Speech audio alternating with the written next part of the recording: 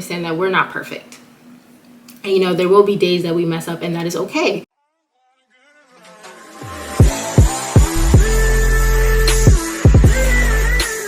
Hey everyone, welcome back to another video. And if you're new to my channel, thank you for stopping by. Hi, I'm Nandria.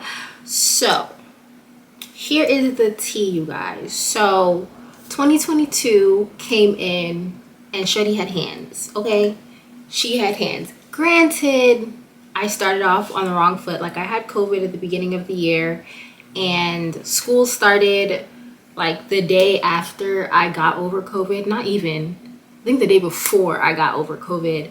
So I started off on the wrong foot, and it's just been like trying to catch up and pick up the pace. But I've gotten some, like, along the way of figuring it all out, I've gotten some new useful time management tips, and I thought I would share it with you guys.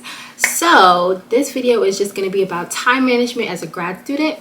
If you're not a grad student, if you're in college or just work or whatever it be, you can still apply these tips. These tips are very broad because I want it to be able to be applied to anyone from any type of lifestyle. So I'll be sharing with you guys 5 tips that I have learned throughout the new year. And I know it's only February, but these are building off of some time management skills that I had before, and then also some new ones that I have learned during this new year. So I'll be sharing with you guys 5 tips on to help you better your time management skills. So if you find this video useful, make sure to hit that thumbs up button, comment down some strategies you use for time management, and let's get into the video. So my very first tip is to get a planner and to also create a calendar system. And by calendar system, you can use Google Calendar, you can use the Outlook calendar, whatever kind of calendar system you prefer and works for you will be fine. So I have a video up already on how I use Google Calendar to kind of like help me situate my life, but you can watch that video if you're interested. But for the purpose of this video, I'm just going to talk a little bit broadly about why it's useful to have a calendar and a planner. Some people use either or, but I feel like using both can really help you get your life together. And when I say get your life together, I mean seriously get your life together. So for the purpose of the calendar is just so you know where you should be. And for my Google Calendar, I'm going to see if I can try and insert just like screenshots. Let me move over just in case. So for my Google Calendar, I have all my classes in there. I have my meetings in there. I have times that I set aside for like writing when I have to do like edit drafts for my advisor or stuff like that. So that's my writing time. I have that in there. I have my gym time. I also have like my morning routine, my nighttime routine. So that's just supposed to help me figure out where I need to be at those times. And that's just kind of like deloads my brain. So my brain doesn't have to be like, where do I have to be at 11 a.m.? Where do I have to be at 1:30 p.m.? You know? So that kind of helps with the whole process of time management because you have a clear layout of where you need to be. And also it helps with de-stress because you don't have to constantly hold all these locations, times, and events in your brain. Now, when it comes to the planner, that becomes useful because it tells you what you need to be doing when you're where you need to be, if that makes sense. So let's take Tuesdays, for example, because Tuesdays are one of my busiest days. So in the morning, I have my workout. I use my planner to plan my workout out. And I know some people are like, you plan your workout out? Yes, it's super helpful, super effective. I learned it also on YouTube. So I plan out my workouts, and then I have class at 11 a.m. to 12:15, and then I have a meeting from 1:30 to 3, and then I have my writing time day is on Tuesday, if that makes sense. I think that makes sense. So for my meeting, I also plan out like notes that I want to cover or things I want to cover during my meeting. And then my writing time, I kind of break that up. So I set out, I think, an hour and a half or 2 hours for writing on Tuesdays. So I kind of plan what exactly I want to focus on and for how long I want to focus on that. Because understanding how long your brain can work is also very helpful when trying to time manage, because you don't have to plan a lot of time and then waste that time if you know that you won't actually be doing that time. So I will have usually 3 objectives for my writing time. So I spend like half hour on one thing or 1 hour on another thing, and then another 20 minutes or so on another task. And that's kind of like how I use my planner and my Google Calendar together. My next tip for time management is to prioritize your time. So by that, I mean, as a grad student, we have so many responsibilities. I, for one, am working on 2 projects with my advisor. I'm teaching a lab class, taking 2 courses, and also volunteering for 2 different organizations. So my time is kind of like spread kind of thin. So when I'm using my planner, my Google Calendar and all that stuff, I have to like prioritize things that are extremely important. So on the top of my list is me because I do also schedule in like self-care days, and that also leads to my last point, so I'm not even going to touch much into that. But I schedule in like times for me to decompress and like self-care and just rejuvenate myself. And then after that comes my grad school responsibilities. Then after that comes my my teaching responsibilities, and then after that comes my volunteer responsibilities. Oh my goodness. So that's kind of like how I prioritize. And every semester I always have to do like a self check-in, like to see whether or not what I have on my plate is either too much, or maybe I feel like I've managed enough so that I can probably add another thing on. And it's important to do that because when you take too much on, you have less time to do everything. And you might think that you have so much time because, you know, there's 24 hours in a day, 7 days in a week.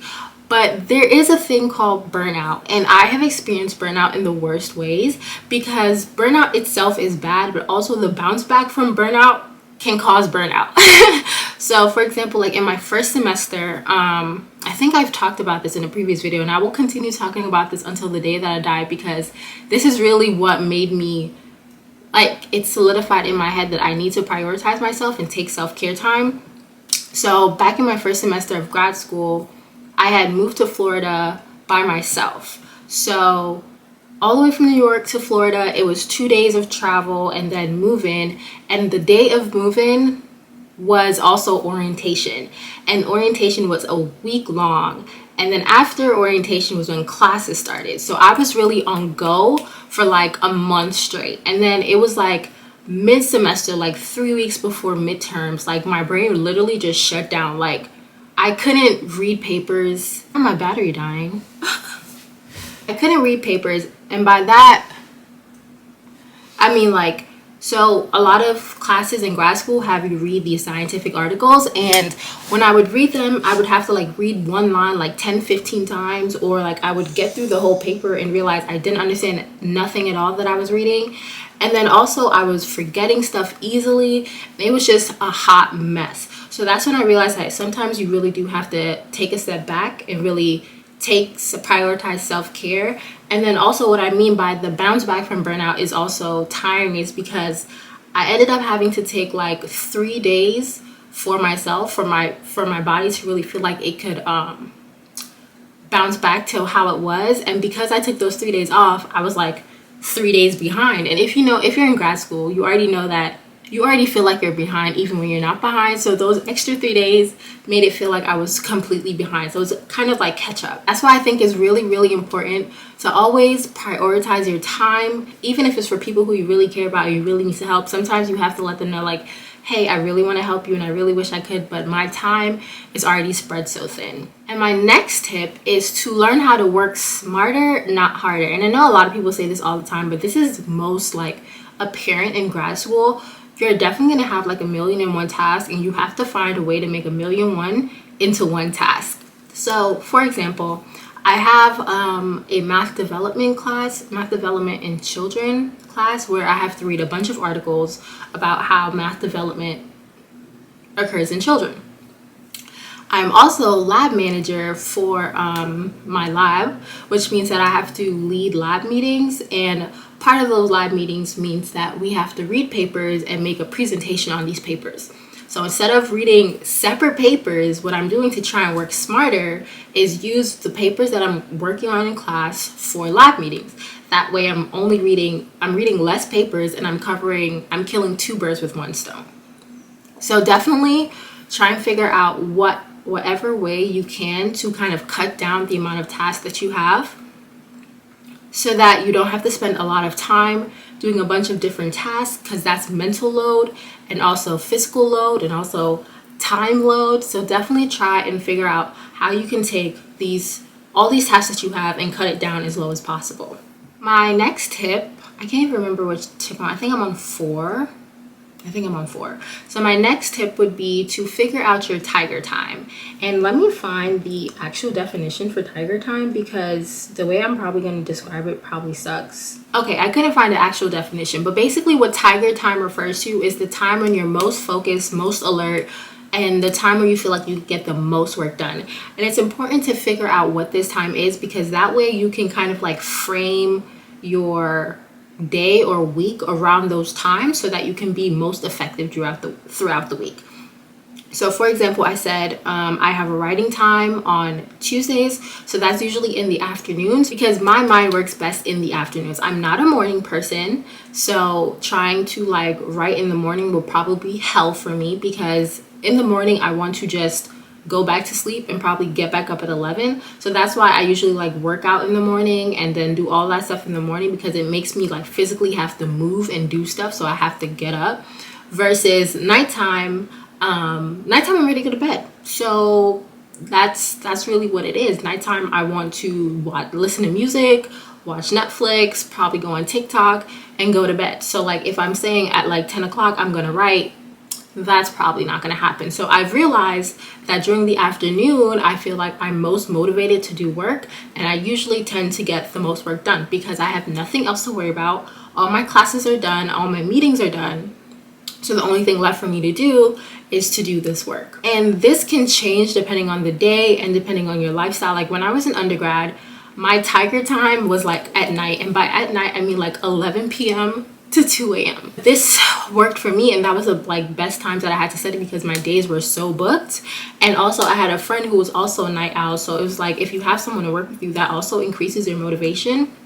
So always keep in mind that your tiger time can change, and my tiger time is different during the day. So Tuesday it's in the afternoon, Wednesday it's in the afternoon but later. It's like Tuesday is like 3:30, and Wednesdays is like 5 o'clock. So it's not that too big of a difference, but you know, it definitely does change. So always try and find your tiger time, just so that you can maximize the amount of work that you're getting done during those times, and you have like the schedule so you know when you need to do work so that you can stick to that schedule. Because routines are also very important when trying to stick to a schedule, because once you get into a routine, your body starts getting accustomed to what you're supposed to be doing, and you have less time.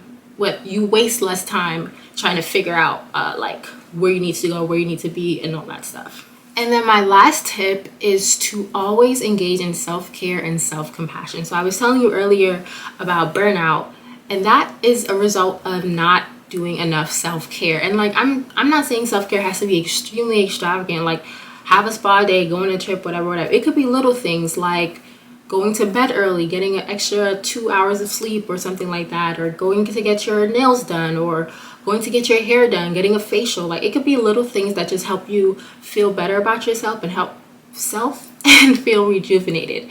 And the self-compassion part comes in because nobody's perfect, and we're not going to have perfect weeks, we're not going to have perfect days. Sometimes we will mess up, sometimes we won't be as productive as other days, but we need to have that self-compassion to understand that we're not perfect.